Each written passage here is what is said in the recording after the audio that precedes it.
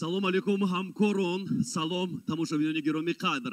Ман Орзуи Исоев ҳастам, рӯзноманигори тоҷик ва ин замон нахустин ток-шоуи тоҷикӣ гап аз гапро дар мавзӯи меъёрҳои ахлоқӣ ва этикаи рӯзноманигорӣ кушода эълон мекунам.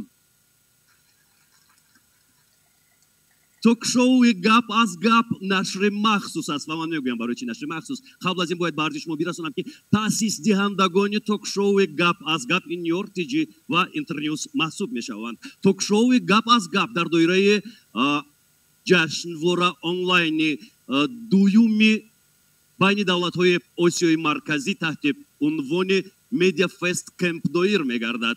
соли дуввум аст ки 5 кишвари минтақа ин ҷашнвораро мегузаронанд ва Медиа Кемп Фест як қисми асосӣ, қисми бисёр ҷудонашавандаи барномаи USAID аст ки дар мамлакатҳои Осиёи марказӣ дар 5 кишвари минтақа амалӣ мегардад. дӯстони азиз, инак 4-умин рӯзи ҷашнвора сипарӣ мешавад ва ҳамкорони мо дар гӯшаву канори ин кишварҳо ба таври онлайн дар сари мизи музокирот менишинанд, баҳс мекунанд, роҷеъ ба бурду бохти худ ҳарф мезананд, роҷеъ ба проблемаҳои худ ҳарф мезананд, роҳҳои дигари фаъолияту кори худро муқаррар мекунанд ва ин ҳам бошад дар доираи фестивали Медиа Кемп Фест. вале имрӯз мо роҷеъ ба мушкилоти рӯзноманигорони маҳз Тоҷикистон ҳарф мезанем. яъне имрӯз мебинем ки кадом мушкилоти ахлоқӣ дар самти этикаи рӯзноманигорони моро имрӯз дар Тоҷикистон фаро гирифтааст. яъне ин аст ҳадафи мо, меъёрҳои ахлоқӣ ва этикаи рӯзноманигорӣ. албатта ҳамаи мо ву шумо медонем ки аввалин шуда дар байни рӯзноманигорони давлатҳои Осиёи марказӣ, рӯзноманигорони тоҷик кодекси меъёрҳои ахлоқиро қабул карданд ва дар зери он имзо монданд. хуб дӯстони азиз, мушкилиҳо зиёданд. ҳамаи мо шумо медонем ки рӯз то рӯз дунё тағйир меёбад, андешаҳо тағйир меёбанд, соҳаҳо рушд мекунанд. мушкили зиёд аст дар соҳаи мо. маблағ намерасад, мутахассис намерасад, бархе аз ҳамкорони мо соҳаро тарк карда мераванд, монеаҳо зиёданд.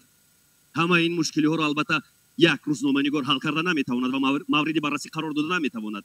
вале дар ҳар сурат ҳастанд масоиле ки рабт доранд новобаста аз мавқеи мо, давлатӣ ҳастем ё ғайридавлатӣ, новобаста аз ин рабт доранд бо худи мо, яъне масъалаи ахлоқ ва дар дараҷаи аввал поквиҷдонии мо нисбат ба худ, поквиҷдонӣ нисбат ба соҳа ва поквиҷдонии мо нисбат ба якдигар. барои поквиҷдон будан ягон нашрияи бонуфуз лозим нест, ягон нашрияи номдор лозим нест. барои поквиҷдон будан маблағ ҳам лозим нест. барои поквиҷдон будан фақат кофист ки мо ҳарфи якдигарро бишнавем ва диалоги солимро ба роҳ монем. барои поквиҷдон будан фақат кофист ки мо дарки шунидани сухани якдигарро дошта бошем. дӯстони азиз, ҳамин аст ҳадафи мо ва ман имрӯз бо ифтихор ток-шоуи тоҷикии гап аз гапро шурӯъ мекунам. фурсати он расидааст ки меҳмонони азизро муаррифӣ бикунем ва дар студияи мо қарор доранд муҳаррири агентии миллии Ховар Хуршеди Ховар. хуш омадед. устоди факултаи рӯзноманигории донишгоҳи давлатии миллии Тоҷикистон Қутбиддин Мухторӣ. устод хуш омадед. Раҷаби Мирзо, рӯзноманигори мустақил. салому дуруд.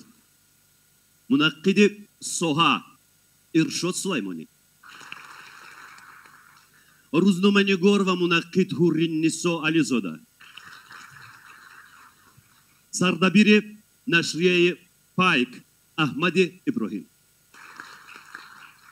ҳамчунин дар студияи мо рӯзноманигорони номдору варзида аз нашрияҳои бонуфузи кишвар ширкат доранд. хуш омадед ҳаматон.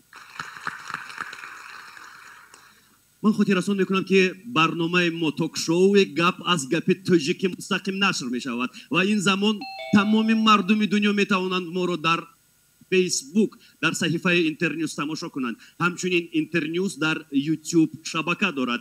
дар шабакаи YouTube Интерньюз шумо метавонед моро пайгирӣ кунед. хуб азизони дил, меҳмонони олиқадр, ғайр аз ин ток-шоуи гап аз гапи тоҷикӣ дар платформаи Зело ба забони русӣ тарҷума ва нашр мегардад. моро ҳамроҳӣ кунед. инак дар ибтидо мо масъалаи ахлоқи рӯзноманигориро гуфтем, яъне ин таҳвину таҳқир ва пархоши лафзии рӯзноманигорон аст дар нашрияҳо ва дар сомонаҳои иҷтимоӣ.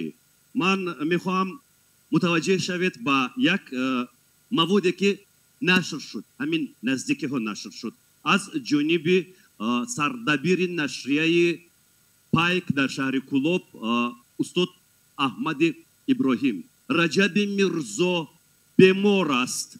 таҳти ҳамин сарлавҳа мунташир гардид ин мавод ва дар шарҳи кӯтоҳи мавод чунин аст ки Раҷаби Мирзо аз он чи ки моро дар кишвар иҳота кардааст, шарои зиндагӣ қаноатманд нест ва гароиш дорад ба демократияи ғарб.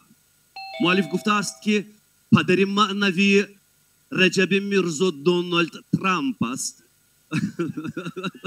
ва дар ин баробар дар охири ин мавод, дар охири ин матлаб омадааст: бачаҳо, биёед аҳлона зиндагӣ кунем. иқтибос аз қаҳрамони филми тасвири Леопольд. ҳамаи шумо инро медонед.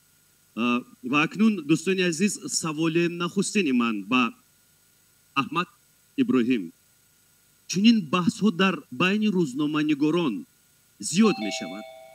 сабаби ба шӯр омадани шумо маълум аст. яъне чанде пеш Раҷаби Мирзо дар як навори видеоӣ изҳор дошт ки рӯзномаи Пайк, Имрӯз Ньюс ва Ҷумҳуриятро аслан газета намеҳисобад. ба назари Раҷаби Мирзо ин фақат як коғаз аст. ин буд сабаби ба шӯр омадани шумо. боз ягон сабаби дигар буд ё на? марҳамат, тавассути микрофон ҳарф бизанед. аслан фақат ҳамин буд.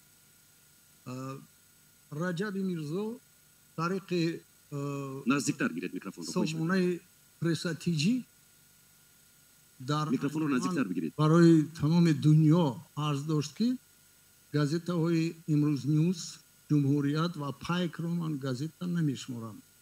акнун бинед ки атрофи як газетае ки дар музофот аст, редаксия дар музофот дорад, газетаи ҷумҳуриявӣ аст. ҳудуди 100 нафар журналистон ва ғайри онҳо атрофи ҳафтавори Пайк гирд омаданд ва ҳафтавор карданд. ҳафтавори хусусӣ ҳам ки бошад, инро ҷомеа кардааст, ин мардум коллектив кардааст. вақте ки як ҳамтои мо, яъне фақат ҳамин навор буд сабаби ба шӯр омадани шумо? бале, вақте ки рӯ ба ман боз шумо гуфтед ки дар саҳифаи ахбор барои афкор боз дигар матлабе буд. ин дигар буд, ин қазияи дигар аст. соли гузашта ин буд. чӣ буд? соли гузашта Раҷаби Мирзо аз дохили як мақолаи банда чанд ҷумлаеро канда дар манамун блоги ахбор барои афкор, афкор барои афкор барои ахбор ё ахбор ман номинро дуруст афкор барои ахбор аз худ накардам. дар онҷо гузошту як команда ҳастанд ин тоифа атрофи анҳамин гуфтаҳои банда таҳқиру таҳвинро раво диданд. инҳо як гурӯҳанд. дар он ҷо мо падхалимам шудем, дар он ҷо мо номардам шудем ва айбас дигараша бигӯем. дашно мақолотҳои зиёд буд. хуб, устод, аҳамияти ҷамъиятии ҳамин маводро шумо метавонед шарҳ бидиҳед? чӣ аҳамияти ҷамъиятӣ дорад?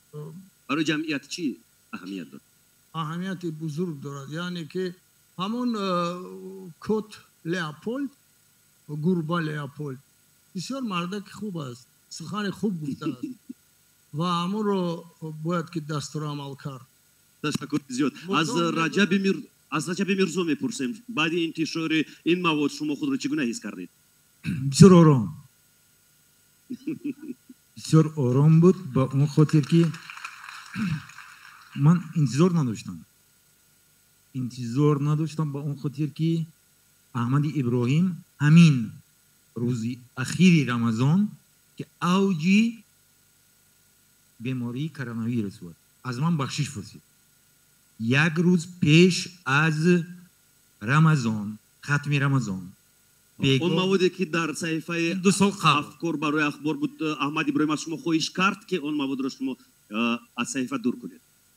кадом иқтибосҳое ки аз маводи Аҳмад Иброҳим шумо дар ахбор барои афкор оварда будед? бибинед, ман фикр мекунам ки дар он ҷо савол ин тавр аст: аз шумо хоҳиш кард ки аз саҳифа дур кунед? на, шумо гуфтед ки хоҳиш карда будед. من از رجب میرزا نمیترسم و من خشامتگون هستم که بخشش پرسم از کسی با گناه خودی اون کس. پس یک سوال دیگر به میون میاد، شما احمد ابراهیم رو به دادگاه کشیدنی هستید یا نه برای این من مواد؟ عذر ادامه وای میگم، یعنی اکه احمد هنوزم وای میکنه رد میکنه که به من زنگ نزده بود و بخشش نپرسیده بود. من زنگ نزده بودم، خود شما زنگ زده بودید و من واقعا ثبت این من دارم. ثبتش رو من به شما پیشنهاد میکنم که شما زنگ زده بودید. اونجا خجشی معلوم است. بسیار خوب و تاریخ این زنگ ها رو ما از کمپانیا های موبیلی گرفتن میتوانیم، این مشکل نیست. من تلفن رجب رو ندارم. با نام خدا قسم دروغ میگوید. این رو کمپانیا های موبیلی میتوانند اثبات کنند و ما تاریخ این زنگ های تلفن رو میتوانیم قرار با بدیم. نام خدا قسم دروغ میگوید. من از شما خواهش میکنم که سخن یکدیگر رو نبرید، رگلامنت رو رعایت کنید چون که فرصت کم است. کوتاه مختصر مفصل فقط. ولی من ادامه دیم، یعنی که من گفتم آرام قبول. یک سوال من، واکنش هم کسبان چگونه بود در لابلای این مواد؟ من خب دستگیری رو حس کردید از جانب هم کسبان یا نه؟ بله. کی؟ زیاد بودم. زیاد یعنی که مشخص؟ من نام گرفتن نمیخوام. من در ابتدا گفتم که باید عمومی گویی نمیکنیم. چرا نام گرفتن نمیخواید؟ میهراسید. خاطر که این میتواند باعث یک اختلاف دیگه. نمیشود اختلاف. میهراسید. کی بود که شما رو دستگیری کرد؟ ما درباره معیار همبستگی و همراهی حرف میزنیم. این به واسطه ربط دارد. اونهایی که ضرور بود و سخنشون قدر دارد حمایت کردن.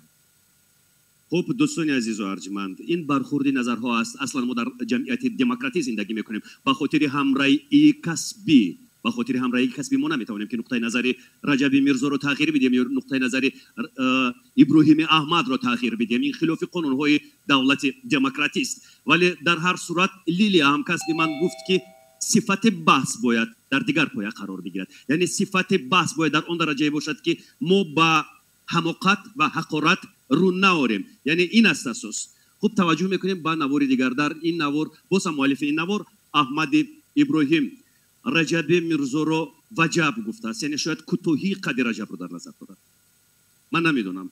و عزیزی نقیبزاد رو عقیبزاد گفته است.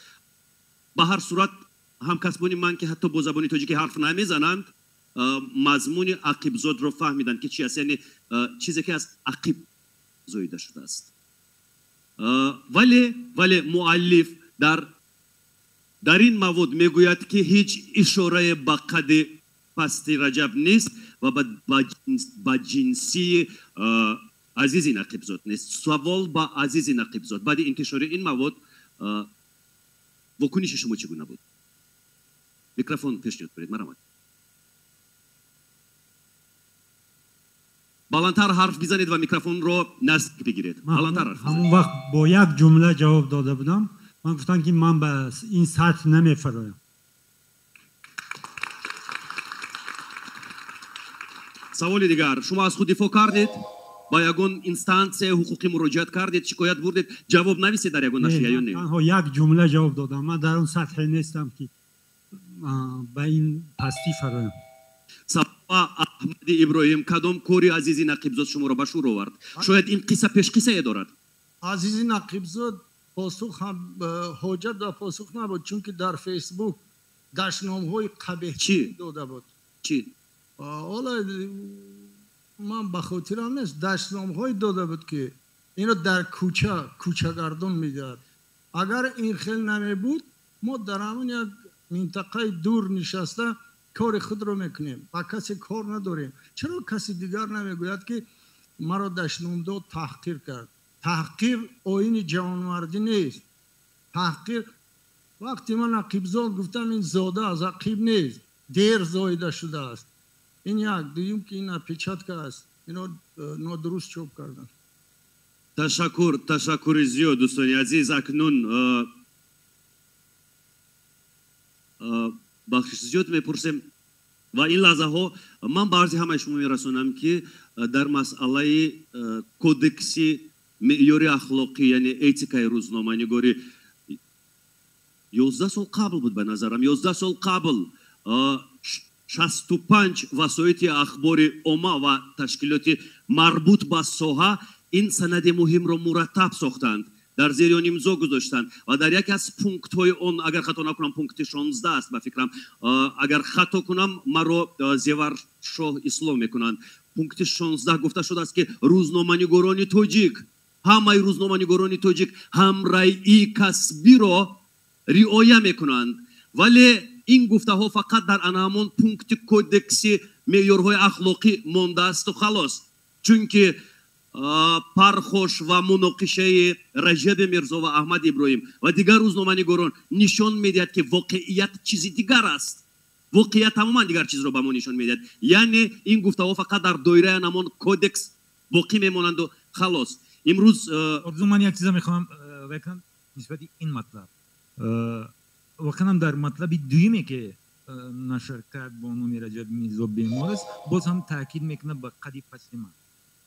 و من این دفعه من گفتم که بسیار آرام بلندتر حرف بزنید رجب. بسیار آرام قبول میکنم و احمد ابراهیم شاید که وای میکند پیرپوت گفته روسو. من دوی مرتبه من زنگ زدم به احمد ابراهیم. بعدی مطلب دوم بسیار آرام صحبت کردم.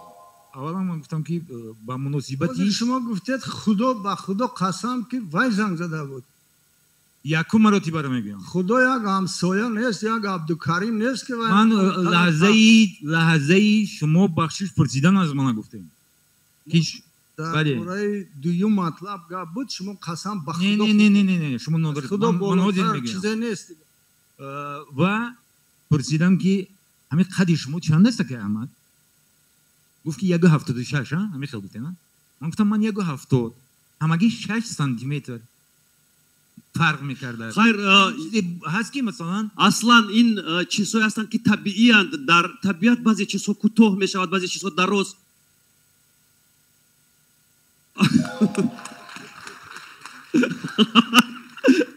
درباره درازی و کوتاهی شاید یگان موضوع دیگر رو در یگان وقت دیگر مطرح میکنیم. ولی کوتاهی قد همه رو نمیبینند. کوتاهایی هستند که خیلی عاقلند و خردمند.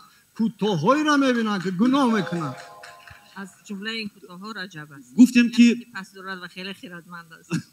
گفتیم که کودکس معیارهای اخلاق رو تهیه کردند روزنامه‌نگاران و زیور شاه نماینده کاتب گنرالی شورای وسایت اخبار عامه تاجیکستان امروز مهمان ما است. زیور شاه شما مانیتورینگ میگذارونید هر سری وقت و بگویید که از روی مانیتورینگ چگونه نتیجه ها به دست آمدند. آیا تعداد روزنامه‌نگارانی که کودکس اخلاق رو ویران میکنند زیاد است یا اینکه کاهش یافته است در قیاس با نشاندادهای سالهای پیشین؟ یک دو درود همکاسان گرامی، اینجا رئیس شورای وسایت اخبار عامه استاد بختیار همدم نشستند. اما چون شما رشته سخن را به من دادید، من میگویم که در قیاس با سال گذشته واقعا ما از سال 2019 شروع کردیم مانیتورینگ معیارهای اخلاقی و اون 17 بند معیارهای اخلاقی رو، و چون دعوت به همین تاک شو شدم، منم وقتی که مقایسه کردم سال گذشته رو با سال 2020 19 با 20، در سال 2019 ما همگی یک نقص معیار بند 16 معیارهای اخلاقی را داشته، یعنی که همراهی ژورنالیستی. اما خیلی متاسفانه که در 6 ماه سال 2020 الکی 9 مرتبه نقص معیار بند 16 شده است. یعنی این معنی آن را دارد که در بین روزنامه‌نگاران سطح اخلاق کاهش می‌یابد.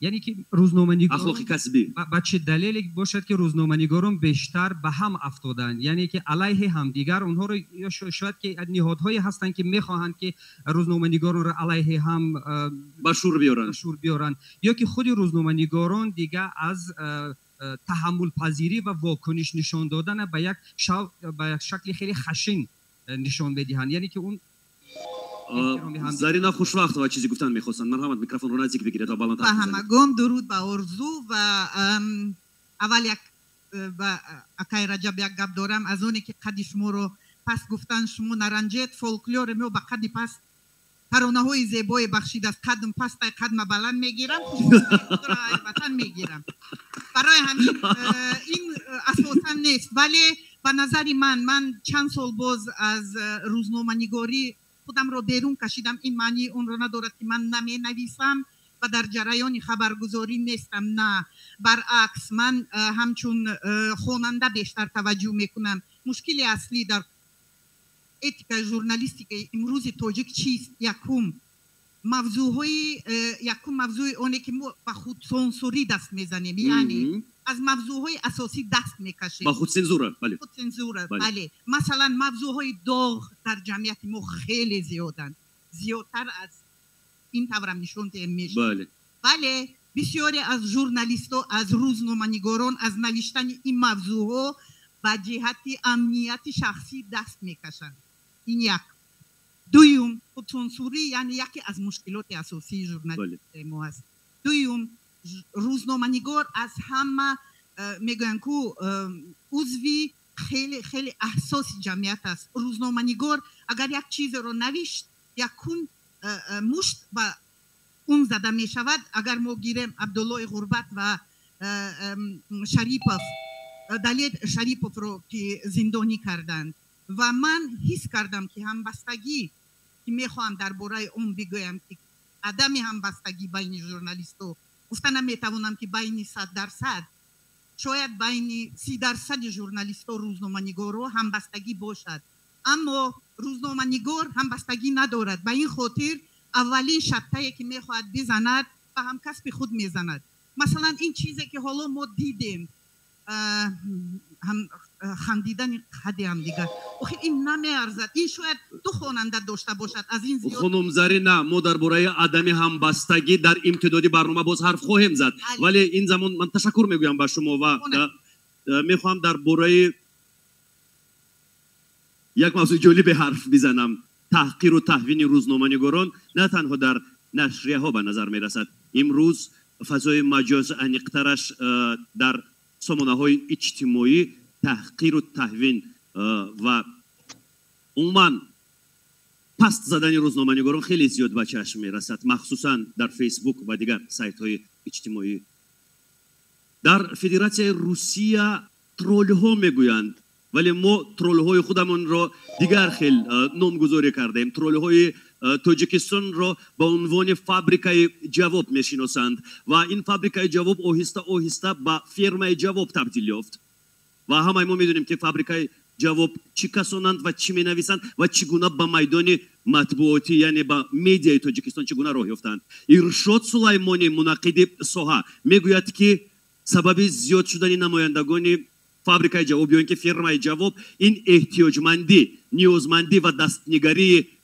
محرران است و در نوبت اول من میخوام به عرض شما برسونم که ارشاد سلیمانی نیز چند قبل مورد هجوم لفظی همکسبان خود قرار گرفته بود ارشاد سلیمانی زیر مفهوم دستنگری و احتیاجمندی شما چی رو در نظر داشتید واضح‌تر در همین باره تشکر سلام همکسبای عزیز میدونید در جامعه‌ای که آزادی سخن همچون ارزش دموکراتی و آزادی سخن احترام قائل نیست و آزادی سخن وجود ندارد رعایت معیارهای اخلاقی نمیتواند عملی شود چون ارزش بلندترین ژورنالیست که این آزادی سخن است وقتی که ارزش بلندترین محدود میشه زیر پا کرده میشد معیارهای اخلاقی حاصل همین زیر پا کردن است ببینید من فکر میکنم که پیدایش فابریکه جواب سبب دارد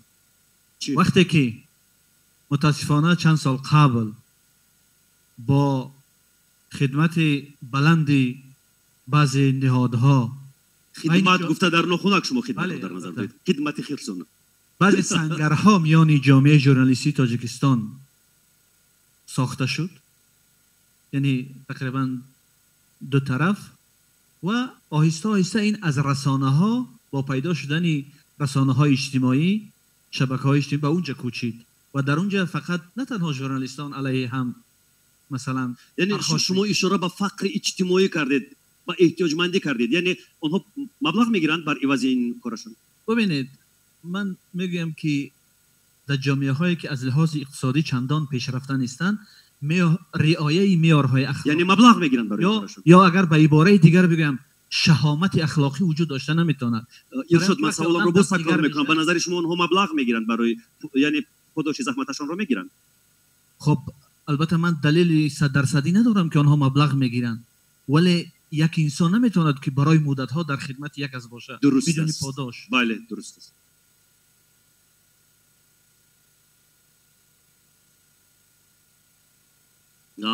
من اینجا باز یک سوال دیگر پیدا شد، ببخشید ارشاد من این سوال رو با خورشید خاور میخوام پیشنهاد کنم. اکثر خورشید خاور زیباتر از خورشید همدم باشد مشکلی نیست. شاعرانه اسم شما رو من خورشید همدم هم هستم، خاورم خورشید خاور، خورشید مشرق، مشکلی نیست. اکثر موادهای فابریکای جواب و ترولهای تاجیک در صحیفه خاور نشر میشوند. شما در این باره چی گفته میتوانید؟ اکثری مطلب های فابریکای جواب خب متاسفانه مطلب های فابریکای جواب در اکثری رسانه ها چاپ می شوند و در خاور گفتن شما میکروفون رو نزدیک بگیرید و بلندتر حرف بزنید. در خاور گفتن شما یک کمی اغراق است، زیرا که من خیلی کم میبینم. من نمیگم کم گفته شما چی رو در نظر دارید؟ من نمیگم که نیست. من وقتی پس چرا اغراق میگویید؟ در کجاش اغراق است؟ وقتی که ما خاور را مثال میاریم. من هم نگفتم که همه موادهای فابریکای جواب و ترول ها، من گفتم اکثر بعضی. خب من میگم که هست، من نمیگم که نیست. من میخونم. من از آن که بگوییم که مثلا رجب گفته باشد به اکای احمد که پایک این یک کاغذ است، من تمام رسانه ها رو میخونم بگذار کاغذ باشد. خاورم میخونم، فرجم میخونم. یعنی به نظر شما کاغذ نیست؟ نه، جریده است، نشریه است. بگذار یک ورقه اطلاعاتی است. ژورنالیست وظیفه‌اش باید خوند، باید داند که چی نوشته شده است، با کی نوشته شده است و چی پرابلم یا چیز دیگر هست. در خاور هم من تمام مطلباش هم میخونم، ولی در مسئله فابریکای جواب جای من یک چیزی است که خیلی کم است. آنها از خاور یگون دستمزد میگیرن برای مهنتشون، گنرال هست حق قلم موافق یگون پاراگراف. شما خیلی مرا خنداندید، زیرا که در خاور دستمزد نمیدهند برای مطلبی که از بیرون چاپ کرده می شود. چرا؟ آرزو من فکر میکنم که در این مسئله شما کمی همونطوری که گفتن کمی اغراق، واقعا هم خاور اغراق یعنی چیه؟ حاضر گفتند که بعضی از این مواد نشر میشود، ولی با شما میگید که اغراق خودتون اقرار میشوید که بعضی ازشون نشر میشود و باز میگید که اغراق یعنی چی؟ آرزو جان خواهش میکنم تا اون سطحی که مثلا بعضی رسانه ها نشریه های دیگر فرآمدن، تا اون سطح خاور نفرآمده. کدام نشریه ها رو بیاید مشخص حرف برای چی شما میگویی میکنید؟ مشخص حرف بزنید. جمهوریت این معلوم است، باز بعضی ها کدام باز بگذار همین اگر دو نشریه رو مقایسه کنیم، دو رسانه را، من نمیگفتم که مثلا سطح خاور برابر جمهوریت است. آرزو برادر عزیز، راست یا در مسئله های همون مطلب های چی میگفتیم؟ فابریکای جواب. فابریکای جواب متاسفانه خاور کسی رو تعیین نمیکنه. کسی رو تعیین نمیکنه که این مطلب نمیست. خب ولی دانسته باشه که اون مطلب خودشون میبینن.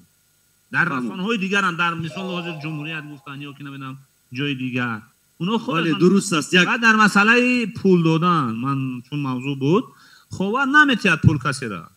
همون کارمندان خودش هم من آشکارا میگم بگذار که با مثلا رهبریت ما فورد یا نفورد، کارمندای خودش هم مثلا مبلغ خوب دادن نمیتونه از کجا بعد ولی ما درباره عموما وضعیت روزنامه‌نگاران در دوام تاک شو گپ از گپ حرف خواهیم زد، ولی به هر صورت هر آن جایی که مهنت استفاده می شود قانون مهنت اجازه داده است که باید شرطنامه در بین کارفرما و اجرا کننده بسته شود، وگرنه این خلاف قانون مهنت است. قانون مهنت در جمهوری تاجیکستان عمل میکنند، ما باید خلاف این قانون عمل نکنیم. یعنی رایگان و مجانی و به پول استفاده بردن مهنت یک است، این الکه قانون شکنی است. یک چیز دیگر من میخواهم اینجا توجه شما رو با یک نکته بسیار جالب است. فقط کوتاه و مختصر بشو جون. در پس منظر گفته‌های خورشید مثلا صرف نظر از آن که رسانه مثلا کسی را دستور نمیده همین گونه مطلب نویس، نشر کردن همین گونه مطلب علاقه مسئولیت رسانه است. بله. این نمیشد که ما همین مشکل کتمان کنیم از بله. برای یعنی از دوش خود علاقه همین بیرون کردن هر رسانه‌ای نه تنها خاور، متاسفانه رسانه‌هایی که امروز میکنن این خودش ویران شدن معیارهای اخلاقی است.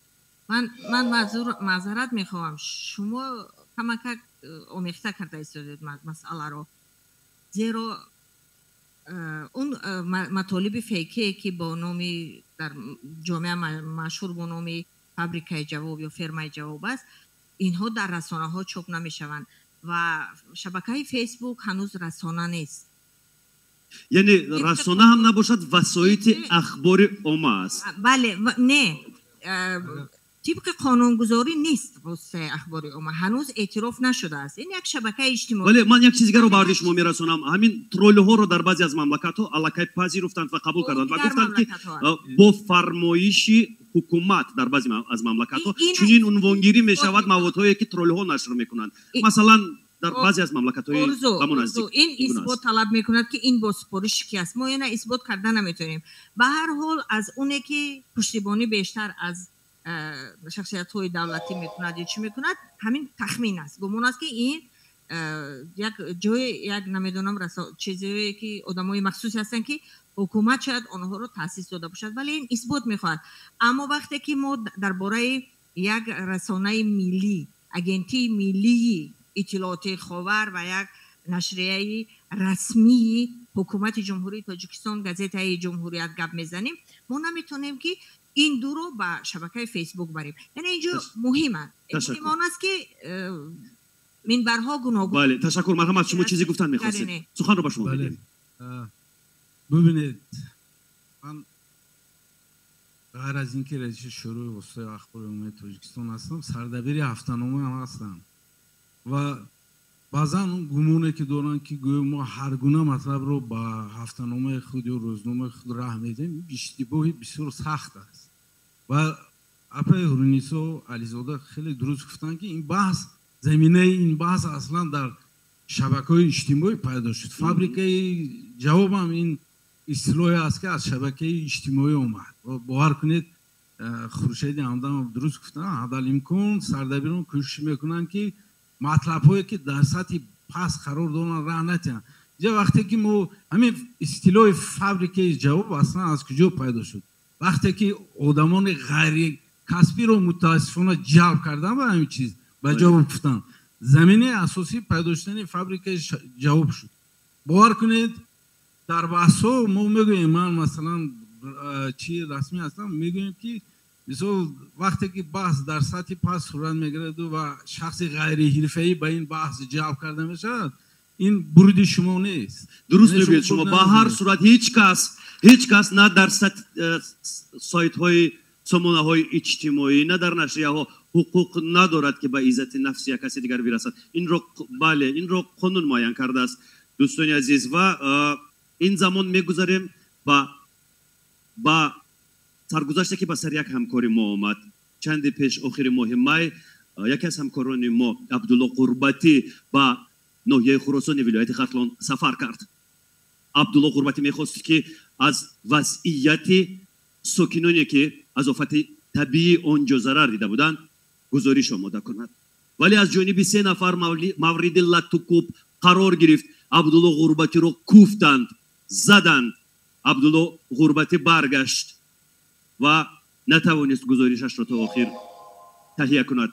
ما چون درباره همرأیی حرف میزنیم، من خیلی میخواستم که در این باره شما نقطه نظر خود را بیان کنید. و عبدالقادر طلبکوف یکی از سابق مجریان تلویزیون دعوت شده بود، چون که در صحیفه خود عبدالقادر طلبکوف نوشته بود که بعضی روزنامه‌نگاران را نزدن اوبال است. افسوس عبدالقادر طلبکوف با برنامه ما حاضر نشدن، در دقیقه های آخر تلفنشون رو خاموش کردن. ولی من این سوال را به متخصصان میدهم. نقطه نظر شما چی است نسبت موقع گیری عبدالقادر طالبکوف؟ من برای نظرم که در اینجا نه تنها از نقطه نظر ژورنالیست، از نقطه نظر یک انسان، یک شهروند، چنین حکم کردن اصلا خلاف قانون است. یعنی زدن یک نفر و باز هم اونم طرفداری کردن زدن یا که تشویق کردن به زدن یک نفر، این در قاعده های معیار اخلاق ژورنالیستی نه، در قاعده های انسانیگری، در قاعده های گومانیسم، در یگان معیار اخلاق درست نمیاد. من هم همین رو برای خود ثبت کرده گرفته بودم و حیران شدم که خوب اگر یک فیک این سخن رو میگفت، اگر یک نفری میگفت که ما نمیدونستیم که او کی است، شاید اینقدر سخت نمیرسید. برای من ژورنالیست، یک ژورنالیست درباره دیگر ژورنالیست در شبکه اجتماعی دعوت به اون کردن که خوب کردن زدن و باید میبخشید درباره این واژه ژورنالیست من یک سخنی دارم. سعدی مهدی دکان فاکولته روزنامه‌نگاری دانشگاه ملی تاجیکستان در این بابت مثلا در همین مسئله غربتی اظهار داشته بود که نفری اگر دیپلم ژورنالیستی ندارد پس ژورنالیست نیست. سوال من با استاد عزیز نماینده دانشگاه ملی تاجیکستان سعدی مهدی متاسفانه با برنامه ما حاضر شده نتوانستند ولی نمایندهشان هست. به نظر شما عبدالله غربتی روزنامه‌نگار هست یا نه؟ تشکر. با اون که دیپلم دارد یا نه؟ البته قانون معین میکند که کی ژورنالیست است کی نیست. یعنی سنت‌های قانونگذاری ما هر کسی که برای واسطه اخبار اطلاع جمع می‌آورد پخش میکند. شما عبدالله غربتی رو روزنامه‌نگار می‌حسابید؟ می‌حسابم. در همین بحث یک مسئله دیگر بود. ژورنالیست باید ملت دوست و وطن دوست باشد. من در همونجا من هم نوشته بودم ژورنالیست وطن ندارد، ملت ندارد، دین ندارد. او حقیقت نگار است. او باید واقعیت نگار باشد. و ما هم کوشش میکنیم ژورنالیستان را چنین آماده کنیم، اما وقتی که در واسطه های اخبار عامه به کار بروند، واسطه های اخبار عامه مبلغ گذاران دارند، مثلا حامیان دارند و آنها از روی سفارش های آنها فعالیت میکنند. ارزو در این بحث من اشتراک کرده بودم و به سعدی مهدی سوالی جوابی رو داده بودم که سعدی من فیلولوگ هستم، تو زبانشناس هستی، تو صدری فاکولته ژورنالیستیک هستی و من زیاده از 30 سال است نان ژورنالیستی میخورم. یعنی شما گفتنید که سعدی مهدی نیست دیپلم روزنامه‌نگاری ندارد؟ نه، زبانشناس هست سعدی مهدی و چنین حکم کردن اصلا جایز نبود. نزدیکتر گیرید و بلند حرف میزنید. عبدالله غربتی اصلا دستپرور هفتهوار پایک است. از اونجا سر کرد فعالیت را.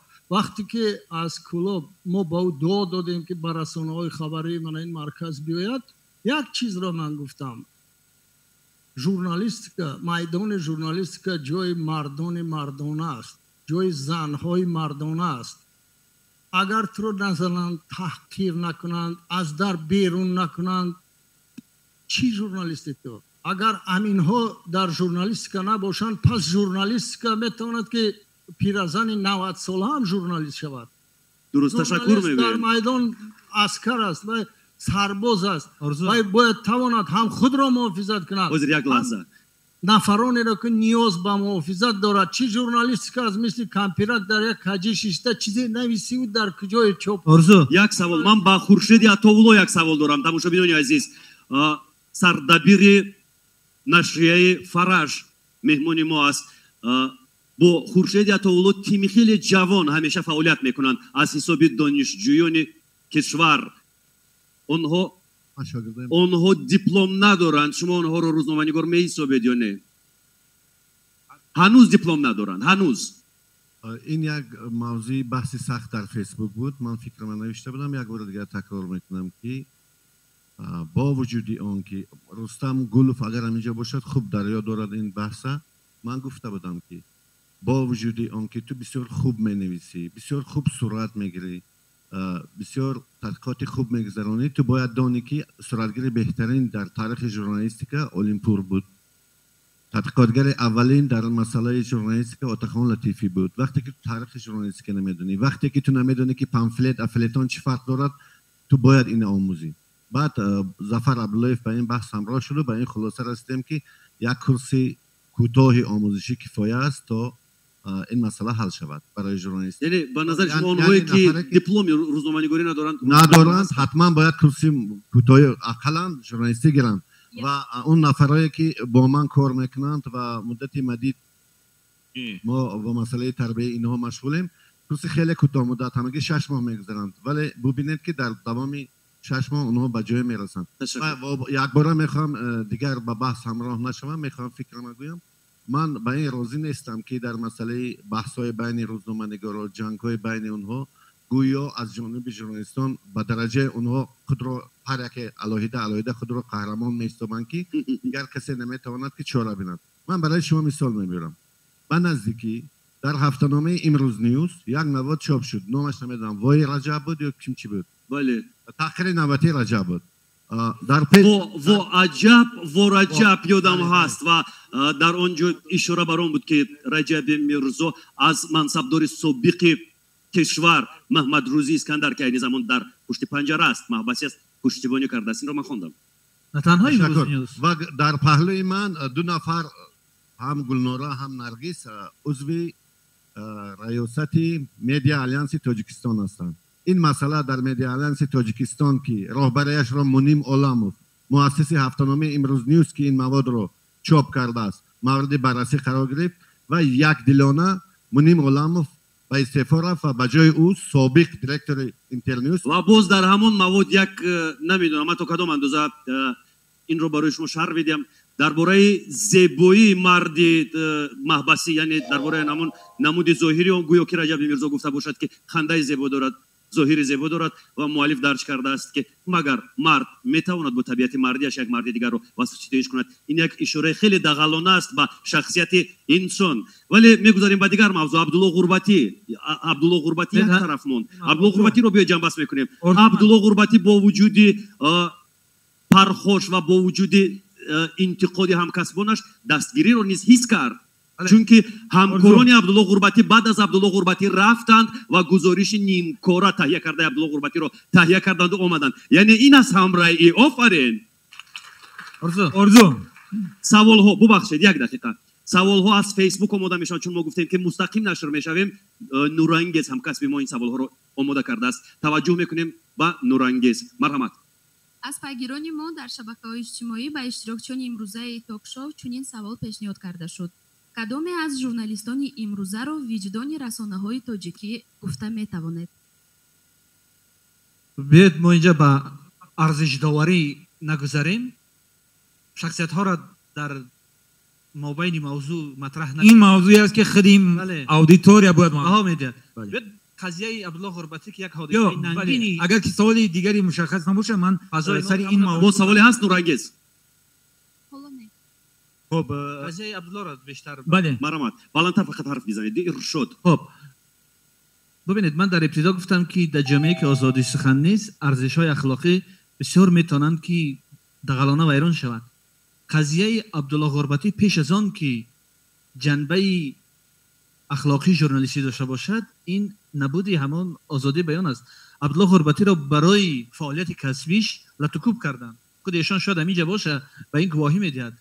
اکثر همکسبای ما همون شب و روز نوشته بودند که حمله به عبدالله غربتی این حمله آشکارا به آزادی سخن اندکی که در تاجیکستان مانده است هست. قضیه عبدالله غربتی دو پهلو دارد، یکی مشکل آزادی سخن و مشکل ژورنالیستان، دیگری با جان عبدالله افتادن استفاده برندگان شبکه‌های اجتماعی و متاسفانه جامعه ژورنالیستی. ببینید ما در جامعه جنگلی زندگی نمی‌کنیم که زدن یک انسان نابس از آن که ژورنالیست است توجیه کنیم. اصلا آدمایی که درباره اخلاق، درباره ارزش‌های بلند انسانی صحبت میکنن در جامعه سالم زدن راه حل نیست. جامعه سالم بحث، مکالمه، گفتگو، همدیگر پذیری آباد میکنه. همراهی نیست. همراهی کسبی این است موضوع امروز برنامه.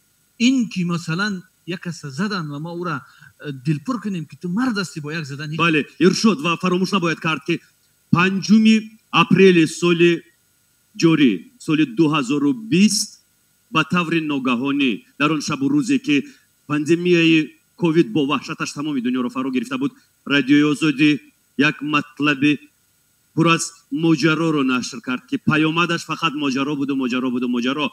و یادتون باشد اگر رادیوی آزادی گفت که در شمال مملکت یک مرد 50 ساله با نشانه‌های با کووید 19 مانند فوتید. اونجا بیایم بحث عبدالله رو ختم کنیم. حاضر یک دقیقه من سخن رو به انجام برسانم. مرد 50 ساله فوتید گفته شد، ولی هیچ اشاره به بیماری کرونا ویروس گرفتار شدن آن مرد از جانب روزنامه‌نگاران رادیوی آزادی نبود.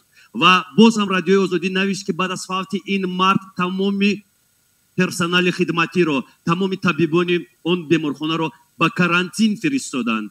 بعد از این باران لعنت و تحقیر و تهوین به سر کارمندان رادیوی آزادی فرو ریخت. حتی در شهر در زیرنوشت آن مطالب گفتند که رادیوی آزادی با دفترش و با همه همکارانش باید آتش زده شود.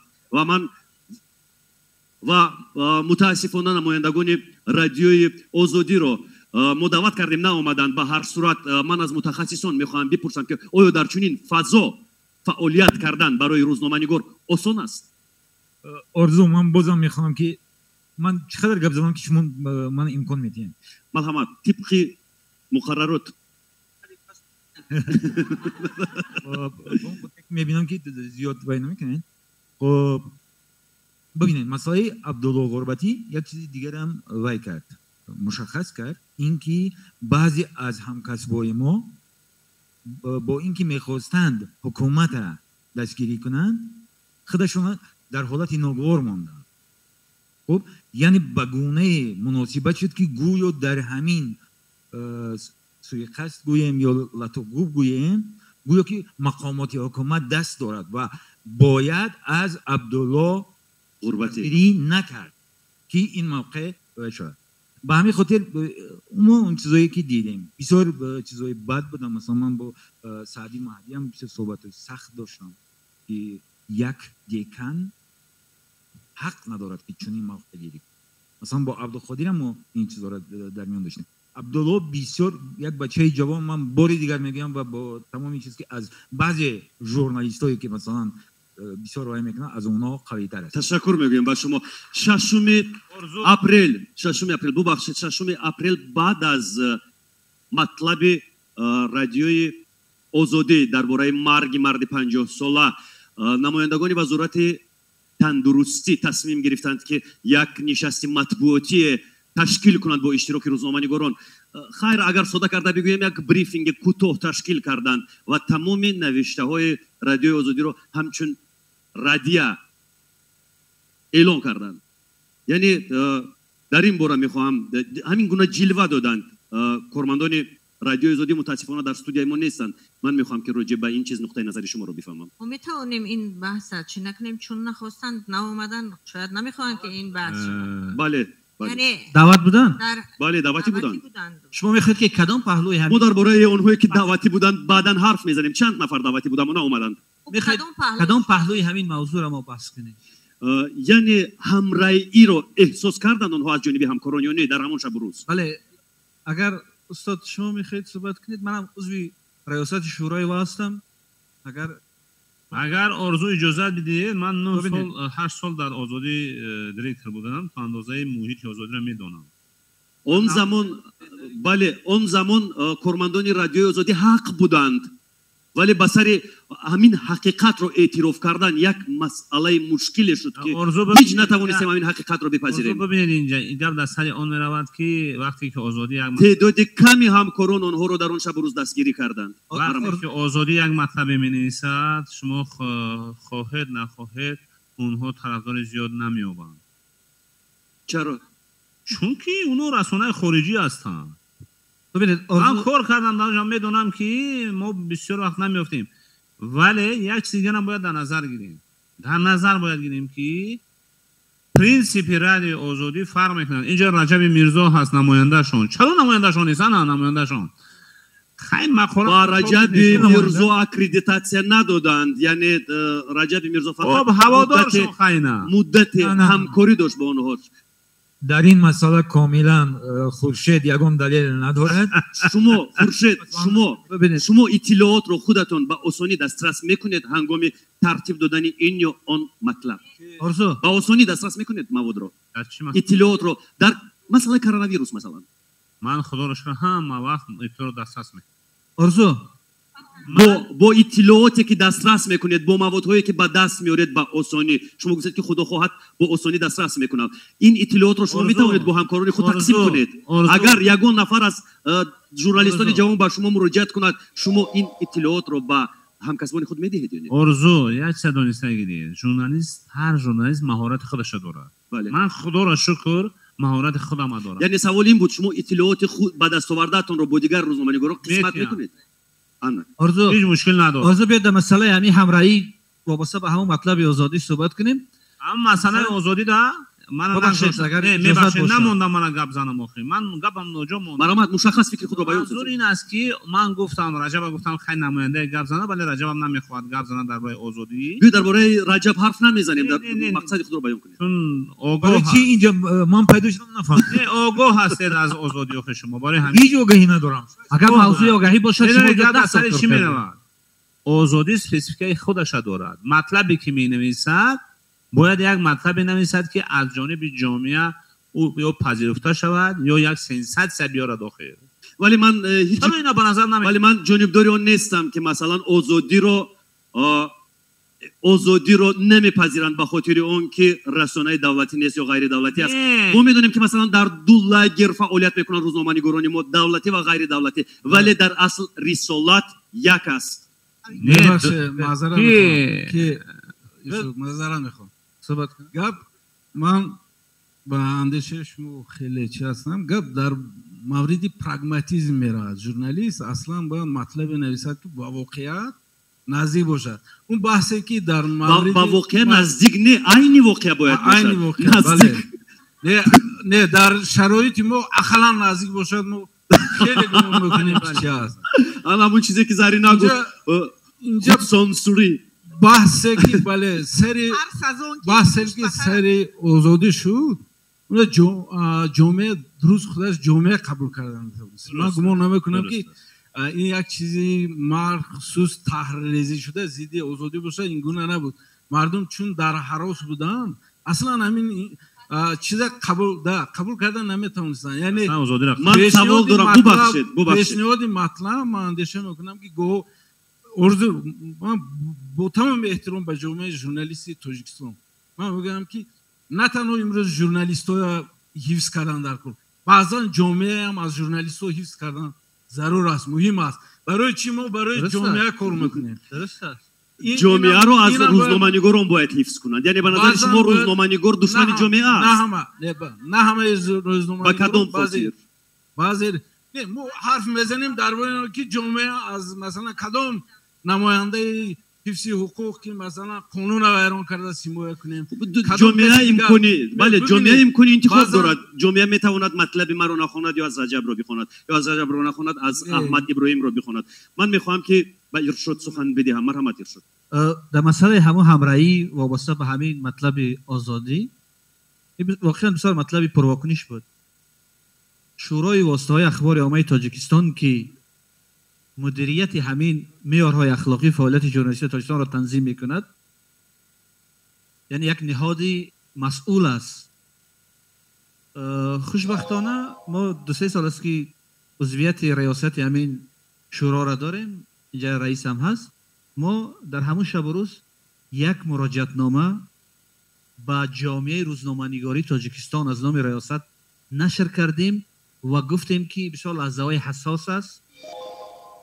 تمام قشرهای جامعه نیاز به همکاری دارند تا از همین مشکل مراجعتنامه با کی ارشاد؟ با جامعه روزنامه‌نگاری گفتیم که بودن همین مشکل امکان نمیدهد که ما قانون معیارهای اخلاق هم صرف نظر کنیم و با همدیگر با بدترین شیوه مناسبت کنیم. گفتیم که خویشتندارانه بسیار خونسردانه رعایت کنند معیارهای اخلاقی را، چون که یگانه چیزی که در این شب و روز مشکل میتواند که سالمی جامعه ما را نگاه دارد همین قانونمداری و رعایت اخلاق است. درست. این یک نوع تا اندازه شورای واسطه اخبار عامه به همون اصولی همراهی پابند ماند و رسالت خودش تا اندازه اجرا کرد. سپاس. من از یعقوب سعید میخوام بپرسم که چگونه دسترسی دارید شما به اطلاعات؟ ما در مسئله دسترسی اطلاعات گفتیم، شما گفتید که با آسانی دسترس میکنید خود را شکر اطلاعات را، و من میخوام که با تجربه خود شما دیگران رو نیز آشنا کنید. یعقوب مرحمت بگویید که چگونه شما اطلاعات رو دسترس میکنید؟ بسیار تشکر. هرچند که من اکریدیتاسیا از نام رادیوی آزادی دارم ولی مستقیم در این رادیو کار نمیکنم، بلکه در یک از لایه‌های این رادیو کار میکنم و متناسباً صلاحیتی از نام رادیوی آزادی گپ زدن ندارم. ولی خود همین مطلب آزادی در مورد فوت مرد 50 ساله در اصلا در موضوع کرونا ویروس، بله، جامعه را آگاه کرد، هشدار داد که احتیاط کنید، در کوچه بی‌نقاب نگردید. یعنی جامعه را هشدار داد. در عوض اینکه همکسبا باید پشتیبانی میکردن، سنگ اندازی کردن. من همین چیز میخوام بگم. دسترسی اطلاع برای رادیوی آزادی شب روز بسیار مشکل است. هر منصبداری که شخصا خود شما چگونه دسترس میکنید اطلاعات را؟ متاسفانه مستقیم به جمع آوری اطلاع مشغول نیستم، بلکه به ترجمه مشغول هستم، ولی میبینم که همکسبا چگونه مشقت میکشند در دسترس کردن اطلاع. جامعه صحبت نمیکند. یک نوعی مثلا مخالف یا که فرض کردیم که بدخواهی کشور اعلان کردن رادیو آزادی، در حالی که خدمت‌های رادیو آزادی خیلی زیاد است. اولی شده اطلاع میرساند، دیگر رسانه‌ها با تاکید به آزادی مطلب تهیه میکنن، باز نشر میکنن، صحیفه‌های گازیته‌شون پر میکنن، ولی تاکنون قبول ندارن. این سوال تشکر. و در حال توجه میکنیم به سوال‌های فیسبوک. نورانگیز همکسب ما سوال‌ها را آماده کرده است. مرحمت نورانگیز. سوال نوبتی چنین است: با فکر شما نبودن همراهی میان ژورنالیستان به چه آورده میرساند و این برای رسانه‌های دولتی و غیر دولتی چه عاقبت‌ها دارد؟ من فکر میکنم که نبودن همراهی به آبرو شوی ژورنالیستی که اولا مساعدت میکنه. پیش از همه به آبرو شدن همون ژورنالیستی که در مورد همکسب خود یک مواد مینویسد. این چیزی که ما امروز دیدیم بار اول نیست، البته چند مراتب است همکسبان ما نسبت همدیگر همین خیلی بی‌حرمتی میکنند. بلندتر حرف بزنید مهیا.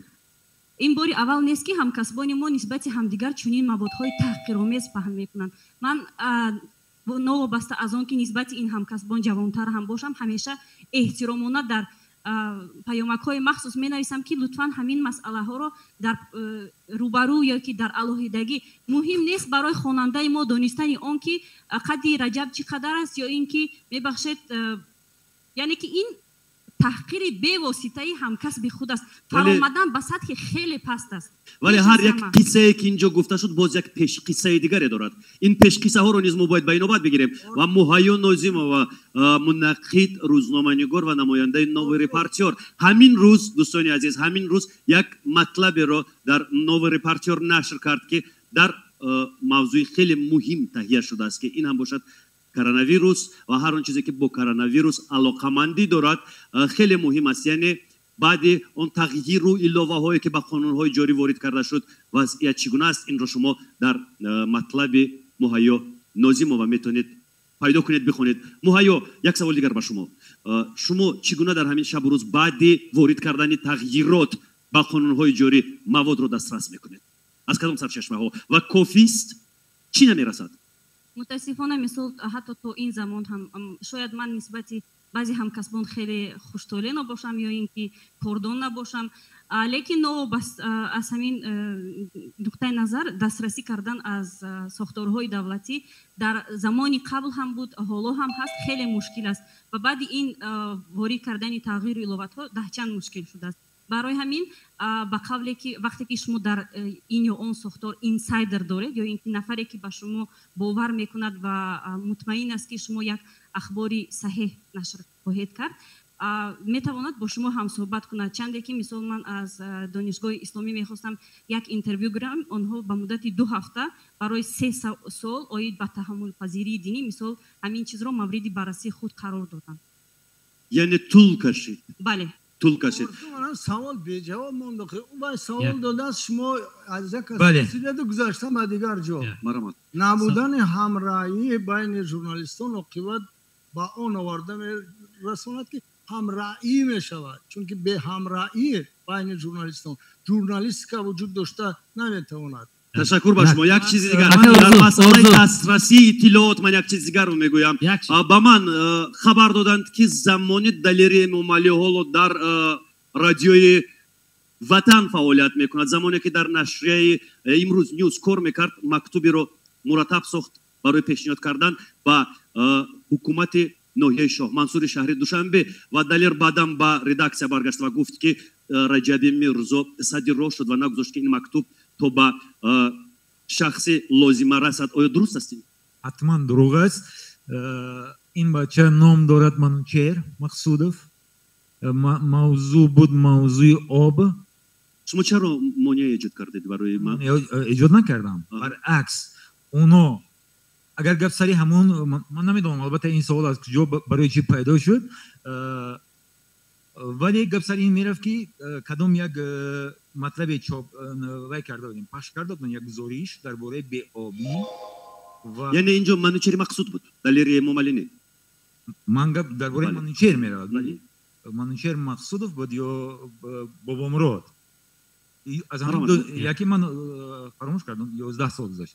خب فقط همین بود که ما را دعوت کردن به حکومت شهری دوشنبه برای با یکی از معاوینا صحبت کردیم. گفتن که انا این است مشکل از دوشنبه وات کانال معلومات هم نداده بودن. دعوت کردن. رجب میرزا سوال مشخص، شما مانع ایجاد کردید یا نه؟ کی مانع؟ تمام گزارش رفته بود. تمام. حالا ببینیم آرزو واقعا راست میگن در اینجا شما موضوع رو بسیار مخلوط میکنید. سوال مشخص بود درباره همراهی کسبی. مخلوط نیست اینجا مهیا درباره دسترسی اطلاعات حرف زد. من با همین خاطر گفتم. اونجا سوال مشخص بود. من راستیگه بسیار انتظار داشتم 8 سپتامبر روز جهانی همراهی کسبی که یک نشست صورت میگیرد. عادتا همون روزهای کسبی ما تقسیم شده است به سازمان‌های گوناگون. از جمله سال‌های قبل خورشید و فکرم اینا مت می‌کردن مدیا آلینس. رجب میرزا من فکر می‌کنم که همون جوابی شما کفایه است. گفتید نه کفایه. نماینده رادیوی شما می‌خواهید که من عموما گپ نزنم دیگه. مشخص حرف بزنید. مشخص حرف بزنید. خواهش می‌کنم. با خاطر که بعد دیگران نیست. امکان بدید. امروز وابسته به دو حالتی که قبلا گفته شد همراهی ژورنالیستی نباشد چی میشود؟ نیروی ژورنالیستی که از بین میره. چون حالا ما نهادها همین طور میگن میان روزنامه نگاران خودش همراهی نیست، یعنی خودشون میانشون اختلاف دارن و خب یک تیمی بزرگ نیست که از او بترسد. حالا میدونیم وضع رسانه ها چگونه است در کشور، مثلا نفوذشون، ولی حداقل روزنامه نگاران باید نفوذ داشته باشن، مثلا همراه باشن. یکم و دوم وابسته به آزادی گفتن درست است. باید اعتراف کنیم که مطلب های رادیوی آزادی فرق کننده است، در سطح بالا است، ولی باید بدونیم که قدرت مالیوی آزادی فرق دارد از دیگر رسانه ها و همین باعث اون میشد که مطلب هاشون خوبتره. تشکر میگویم و میگذاریم با مسئله های خیلی مهمتر. وقتی که گوناگون اندیشی و نظرهای الटरनेटिव्ی در مدیا تاجیکستان از بین رفت بعد قبول شدن تغییر و علاوه ها با قانون های جاری، این رو همه شما میدونید. وقتی که چنین شد روزنامه‌نگاران تاجیک هم دست جمعانه تصمیم گرفتند که این وضعیت را تغییر بدهند، یعنی اصلاحات وارد کنند و مراجعت نامه را مرتب ساختند. در زیر مراجعت نامه همگی 29 نفر امضای خود را گذاشت. از بین 29 نفر فقط 16 نفرش روزنامه‌نگار است و خلاص. وقتی که ما درباره همراهی روزنامه کسبی حرف میزنیم این چیز خیلی مهم است، خیلی مهم است. 16 نفر روزنامه‌نگار بود ولی دیگر نفران روزنامه‌نگار نبودند، نمایندگان NGO ها یعنی تشکیلات های جمعیتی بودند و این مراجعت نامه را به حکومت پیشنهاد کردند. متاسفانه این حکومت مراجعت نامه را در مرکز دقت خود قرار نداد. من میخوام از شما بپرسم که چرا حکومت با این مراجعت نامه توجه نکرد؟ مراجعت نامه از منظور شما؟ مراجعت نامه درباره وارد نکردن تغییر و علاوه ها به قانون های جاری که در پالاتای پایینی پارلمان قبول شده بود. در پس منظر پاندمی کووید. بله. بله. متاسفانه بسیار کار خوب نشد که همین پیشنهاد جامعه ژورنالیستی عموما جامعه آزاداندیش تاجیکستان پذیرفته نشد، چون همین لحظه حساس نیاز داشت به یک همبستگی و بسیار تجربه بد شد. خب البته خوشبختی این است که از همین بند قانون تا حاضر سوء استفاده صورت نگرفته است، چون که نگرانی از این بود که امکان دارد که مقامات همین بند خب اساس قرار داده سوء استفاده کنند و دسترسی یا که انعکاس موضوع را محدود کنند. بله، یک چیز دیگر سوال برای رجب میرزا، به نظر شما 16 امضا برای ترتیب دادن یک مراجعت نامه که به حکومت پیشنهاد می شود کفایه است یا نه؟ حتما نه. و یک چیز دیگر است، یگانه حالتی که ما احساس کردیم مثلا نیروی جامعه ژورنالیستی این سال 2016 بود، وقتی که با درخواستی وزارت فرهنگ میخواستن که حقی قطع کردن فعالیت رسانه ها را از طریق پروکراتور برامانند و در همین جا هم از جمله همون 8 تشکیلات 16 تشکیلات شما نام برده از جمله همونا تکیه کرده بودن و به یک معرکه بسیار پر سر صدا تبدیل دادن. متاسفانه این دفعه نشد، به اون خاطر که خود دنیا در زیر تاثیر همین پاندمی بود و این چیزا بود نزدیکتر شاید که جدی گرفته نشد، فهمیده نشد. همین قدر سوال داشت. اصلا موهای نظیم و نقطه نظر شما در همین موضوع، یعنی قانون‌های ما بیشتر از دیگر دولت‌ها کپی پیست کردن بشوند.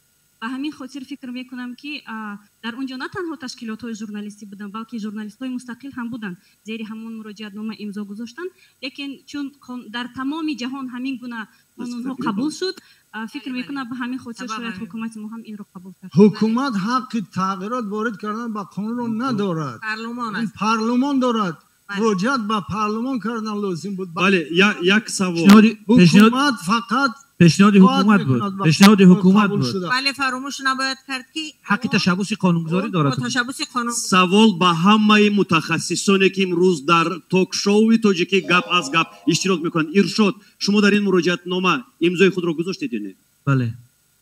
معلم هورینیسا علیزاده شما گذاشتید یا نه؟ من کسی مراجعت نکرد، من نمیدونم، ولی باید گفت که در فضای اینترنتی در فیسبوک نشر شده. شما در این باره نخوندید چیزی؟ نه، من امضا نگذاشته بودم، حتی دیرتر خبردار شدم. ولی فراموش نباید کرد که همچنین خیلی که مهیا گفتن، همچنین قانونگذاری در تمام جهان برای اون که تهلکه و باعث ناآرامی جامعه ها نگردد، این و با خودش باعث تهلکه است. بله. از وی باز تهلکه زیاد نسازن ژورنالیستان، این یک معیار موقتی است. این فکر میکنم برداشته میشه. اگر شما آگاه میبودید امضا میگذاشتید؟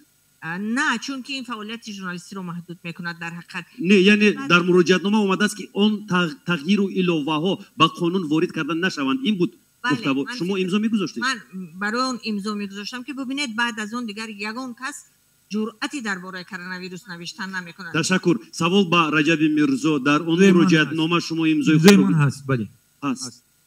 سوال با خورشید شما در مراجعت نامه امضا گذاشتید؟ متاسفانه نه، چون که من آگاه نبودم.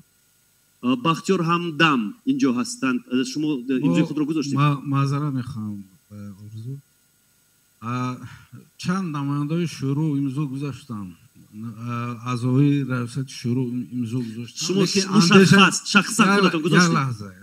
من میخوام شما به این سوال روشن جواب بدید. شما خودتون امضا گذاشتید؟ نه، من میخوام شما از سوال دور نروید. شما امضای خود را گذاشتید مشخص؟ من خواهش میکنم کوتاه من برای شما شرح میدم چرا من امضا نگذاشتم. به خاطر اینکه در قانون جمهوری تاجیکستان پیش از همه وقتی که چیزی رو پیشنهاد میکنم من اون چیزا میخونم. در قانونگذاری جمهوری تاجیکستان برای دروغ پراکنی، برای تهمت همین بند هست و ضرورت من گمان میکنم ضرورتم برای واهمه انگیختن همین بندها از من گمان میکنم که پیشنهاد همین چیزا قدر ضرورت یعنی برای شما قابل قبول است این تغییر و علاوه ها؟ نه آرزو جان، چیزی که هست چی ضرورت است بود. تشکر. سوال من با احمد ابراهیم. آرزو جان یک جمله بفرمایید. اگر همه قانون‌های ما که داریم کاملا بند به بند رعایت شوند و در عمل تطبیق شوند، نیاز به هیچ گونه مراجعت نامه نیست. بله. تشکر. احمد ابراهیم شما در این مراجعت نامه امضای خود را گذاشتید؟ من معذرت میخوام ارزو احمد، یک دقیقه. اصلا حاضر ما باید این مسئله رو مطرح نکنیم، چون که قانونی که قبول شد دیگر حقی درباره وی نظر گفتن است، چون الکی وی حکم قانون دارد. ولی فکر نه ما فقط درباره همین قانون حرف میزنیم که این قانون برای شما چگونه است، یعنی نقطه نظر شما نسبت همین عمل چی است؟ این است الکی صدا داد که محدود کرده است. جواب احمد ابراهیم رو گوش میکنیم. شما امضا گذاشتید یا نه؟ وقتی که قانون ها از حد زیاد قبول میشوند امکانیت رعایت اونها هم نمیموند. در جامعه که قانون ها از معیار زیاد قبول میشوند اخلاق نیست. بسیار کارهایی هستند که با اخلاق و با آداب آنها را رعایت کردن در کار، اما در کشور ما مجبور شدند که حتی آش خدایی را با حکم قانون درآورند. این عیب است. در فاکولته روزنامه‌نگاری نقطه نظر متخصصان ساحه و از آن جمله آموزگارانی که درس میدهند بر روزنامه‌نگاران جوان چگونه بود نسبت این مسئله؟ البته ما همچون یک مؤسسه که نسل نو از جوانان را تربیت میکند و دو جهتی همه این مسئله توجه میکنیم. اولا به کسبیت و دوم خواه نخواه مسئله های تربیوی. یعنی ما میخواهیم نمیخواهیم ما جوانان رو در روحیه باید تربیت کنیم که آنها در آنها محبت نسبت به وطن، احترام به قانون ها، رعایت اخلاق های جامعه سنتی ما باشند. یعنی من در نظر دارم این موضوع محاکمه شد یا نه؟ این موضوع البته خیلی مخصوص محاکمه نمی شود در آنجا. ما اطراف این چیز با دانشجویان حرف نزدید؟ نه ما مثلا اطراف همین مسئله نه. بسیار خوب. اکنون بعد وارد شدن این تغییر و الهه ها درباره کرونا ویروس و درباره پاندمی کووید 19 تهیه کردن مطلب با معیارهای BBC آیا امکان دارد یا نه؟ سوال با زرینه و زیور شد. متاسفانه من در BBC 5 سال فعالیت نمیکنم، ولی با استانداردهای BBC ممکن است بعد این تغییر الهه ها چیزی به تب رسانیدن؟ اگر خوب سهراب با این معیارها خوبتر میشد، ولیکن اگر خبر از طرف 3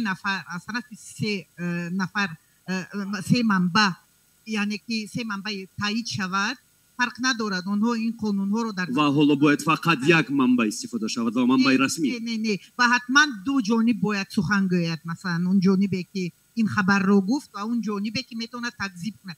ولی این قانون ها BBC نمیتواند با همه قانون های کشورها فعالیتش مطابق کند. BBC قانون های خود رو دارد و اینم باشد نویگری، یعنی که اگر اون نویگری در واقع رخ داده باشد اونها پخش میکنند. مرحمت زیور شد.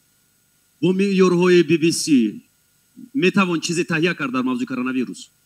فکر میکنم که یکی از دلیل های بسته شدن دفتر BBC در دوشنبه هم دقیقاً محض همین بود که حالا میتواند که چیزای دیگری هم داشته باشد، اما یکی از دلایلش همین بود که وقتی که خبرنگار BBC دسترسی به واسطه به منبع ندارد و تنها میتواند که از خبرگزاری رسمی اون خبر بگیرد، خب پس نیاز به بودن یک خبرگزاری در تاجیکستان، خبرگزاری BBC در تاجیکستان وجود ندارد که خبرنگاران BBC از سایت خاور از لندن هم میتونن که دسترسی داشته باشند به همون خبر، و در حالی که ما به واسطه به مقامات رسمی و دولتی دسترسی نداریم، اونا حقوق صحبت کردن با خبر زیور شو با این معیارها در این وضعیت تهیه کردن چیزی امکان دارد یا نه؟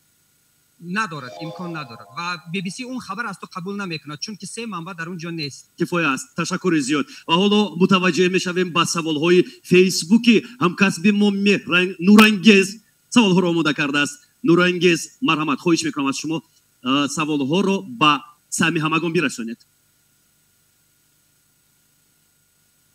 شما در عموم به کدام رسانه ها باور میکنید؟ رجب میرزا، خورشید عطاالله، ارشاد سلیمانی. لطفاً دقیق جواب دهید. می نویسند پیگیران ما در شبکه‌های اجتماعی. مرحمت. رجب میرزا. از رسانه های داخلی من آزیا پلیوس و برای اخبار رسمی خاورتم. آزادی چی؟ رسانه های محلی گفتن نه؟ در عموم. بله. در عموم آزادی ما. ارشاد سلیمانی. خب سوال بود که باور دارید یا میخوانید؟ باور دارید. خب موضوع باورش بسیار دردناک است. میدونید من اصلا رسانه‌ای که معیارهای اخلاقی حتی معیارهای انسانی را بسیار زیر پا میکنن کم باور میکنم، ولی متاسفانه با تقاضای کس مجبورم که بخوانم. خب از رسانه‌های داخلی خب مثل که گفتن برای اخبار رسمی حتما خاور میبینیم، چون که خاور حقوق انحصاری دارد در پخش اطلاعی رسمی قانونا. بعد دیگر رسانه ها از پلوس و خیر رسانه‌ای که هر روز ما رو در جریان خبر میگذارن همینا هستن. ما خدا رحمت کنه اکبر ستار گفته بود که هفته نامه‌های ما خواننده تاجیک هفته فهم کرده بودن. یعنی من درباره این حقوق انحصاری نفهمیدم. مشخصا بگوید انحصاری یعنی در اسارت طبق یک سوره جلسه حکومت جمهوری تاجیکستان سال 2014 با اگنتی ملی اطلاعات تاجیکستان خاور حقی اول یا اگر به عباره دیگر بگیم حق انحصاری در پخش اطلاعی رسمی را داده بودند. یعنی این همین معنا را داشت که هر حادثه واقعی که رسمی که صورت میگیرد اول باید اگنتی ملی اطلاعات تاجیکستان نشر کند و رسانه‌های دیگر از او گفتاورد کنند یا با او تکیه کنند. منظور من همین بود. حتی نشریه‌های رسمی حکومت، حتی دیگر نشریه‌های نشریه‌ها واقعا این قرار خیلی محدودیت‌ها با وجود آورد و دیگر اون سرچشمه‌های اخبار یعنی نهادهای حکومتی دیگر اصلا به دیگر روزنامه‌نگاران حرف هم نمیزنند. یعنی این حقوق این حقی انحصاری یعنی محدود کردن دیگر نشریه‌ها و حق بیشتر دادن به اگنتی اطلاعاتی یکی از سبب‌های باز هم مشکل شدن مشکل دسترسی فعالیت روزنامه‌نگاران و دسترسی به اطلاعات به این هم دسترسی نبود. این را مشکل تر کرد. خورشید عطاالله با سوالی که نورانگیز پیشنهاد کرد، یعنی شما با کدام نشریه‌ها اعتماد دارید؟ اگر نشریه‌ها یا رسانه‌ها؟ بله رسانه‌ها. نمیدونم حاضر به یگان رسانه باور کردن نمیشود. این رو شما میگوید. بله. باور کنید اصل واقعه همین است و هر خبری که حتی پخش میشد من شخصا اگر همون خبر به من لازم باشد از 5-6 سرچشمه میگیرم میخوانم. فکت چکینگ میکنید؟ بله. تشکر. رجب میرزویی اینجا قید کردند که 16 امضا برای مرتب ساختن یک مراجعتنامه خیلی مهم در موضوع خیلی مهم کافی نیست و من هم میخوام در این مسئله حرف بزنم که همراهی واقعا ضرور است برای ما و شما. همه ما میدونیم که اگر پالاتای پایانی پارلمانت وکیلان ما در پالاتای پایانی پارلمانت اگر بر وقت تر تصمیم وارد کردن تغییر روی لایحه ها را با قانون های جاری میگرفتند، من در نظر دارم چند ماه پیش رو یعنی در ابتدای بهار ماهای مارت اپریل شاید واکنش جامعه روزنامه‌نگاری تاجیک دیگر میشد، شاید صدایشان بلندتر می بود، زیرا در آن شب و روز من متحدگی تمام روزنامه‌نگاران را حس کردم. در زمانی که وحشت کووید تمام دنیا را فرا گرفته بود، تمام روزنامه‌نگاران ما قریب که تمام روزنامه‌نگاران ما متحد بودند، درباره این پروبلم می نوشتند، می گفتند و غیر از این باید ذکر کرد که سیاف مزراب و خورشید عطاالله در همان شب و روز دشوار که کار نبود، همه درها بسته بودند، آدمان از خانه نمی برآمدند، با همکاران ما در منطقه ها کمک مادی خود را رساندند. تشکر به آنها و همکسبان ما از قزاقستان با این اقدام پیوستند، تصمیم سیاف و خورشید را دیدند و آنها نیز به روزنامه‌نگاران تاجیک و همکسبان خودشان از قزاقستان کمک کردند و واقعا هم این یک همراهی بود، کمک خود را دریغ نداشتند. دوستان عزیز، میدونید روزنامه‌نگاران ما دسته سرایت یافتند، مریض شدند، چون که آنها امکانی در خانه نشستن نداشتند. در همون شب و روزی که مردم از خانه نمی برآمد، روزنامه‌نگار مجبور بود که برآید، در بین مردم باشد، مواد جمع کند، با کوچه و بازار سر بزند. به خاطر چی؟ اولین درجه به خاطر کسب خود، به خاطر رسالت کسبی خود. دومین درجه به خاطر فرزندان خود که شرایط نداشتند، چیزی مبلغ باید که پیدا میکردند برای زنده ماندن و همین خاطر سرایت یافتند. بعدا همه ما و شما شاهد هستیم که ما چندین نفر از همکارانمون رو از دست دادیم. سیتام محیدینوف سرنواربردار تلویزیون تاجیکستان فوت. روزیمت طاهری مخبر فرش متاسفانه از دنیا گذشت. دلشاد قادیروف از بین ما رفت و یکی از خادمان برجسته، یکی از کارمندان بسیار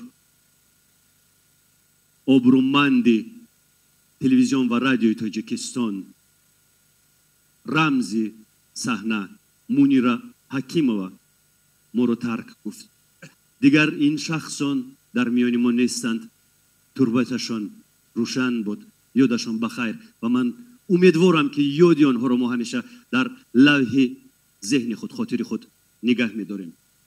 و میدونید برای همراه بودن باز هم میگویم که مبلغی در کار نیست، نشریه در کار نیست. مهم نیست که ما کی هستیم، دولتیم غیر دولتیم. مهم نیست که ما چگونه عقیده و نظر داریم، لیبرال هستیم یا اینکه کنسرواتور. مهم فقط اون است که ما باید در موقع یک انسان کامل انسان بمانیم، به حرف یکدیگر گوش بدهیم و همیشه دوست و اتفاق باشیم. این است مقصد اساسی ما. توک شو تاجیکی گپ از گپ همینجا دوستان عزیز به انجام میرسد. ایسوری سپاس به همه متخصصانی که امروز در این بحث شرکت کردند. منت پذیری خیش را میرسانیم و اینجا توک شوی تاجیکی گپ از گپ را انجام میدهیم. صحتمند و سربلند و مسلط و مظفر باشید. خیر.